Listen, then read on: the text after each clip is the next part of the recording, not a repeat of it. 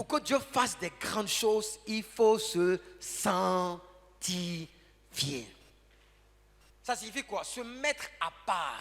Il n'y a pas de conquête sans sanctification. C'est-à-dire que c'est quelque chose qu'on ne peut pas, on ne peut pas l'écarter. C'est une condition obligatoire. La sanctification exige qu'on mette de l'ordre dans sa vie par rapport à Dieu. Il ne peut pas avoir l'onction sans sanctification. Je vais plus loin. Sans sanctification, il n'y a pas de bénédiction qui vient de Dieu. Parce qu'en fait, il y a deux catégories de bénédictions. Entre parenthèses.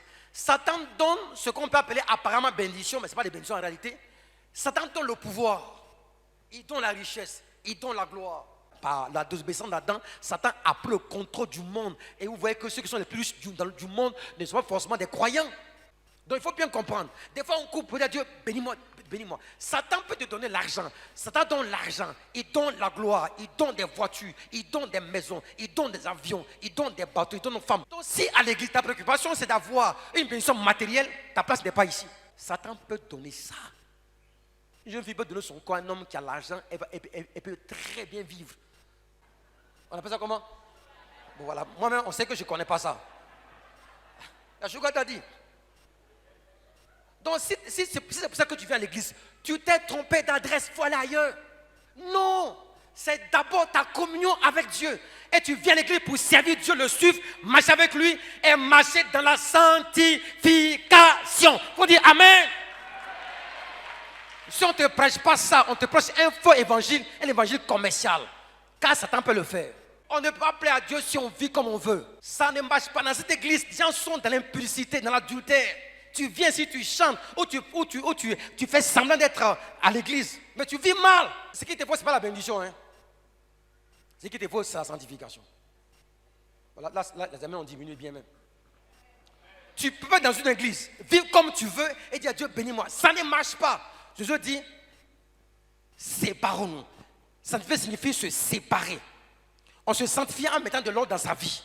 On se sanctifie en abandonnant les mauvaises voies. Les mauvaises voies. Toi-même, tu es conscient que tu vis mal, ta vie n'est pas agréable à Dieu. Tu ne peux pas espérer la bénédiction de la part du Seigneur, sinon que par la sanctification. Il n'y a pas de conquête sans sanctification. Il n'y a pas de sanctification sans repentance.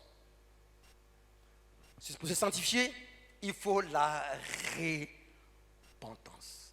La repentance appelle le regret vrai et sincère de ce qu'on a fait comme mal.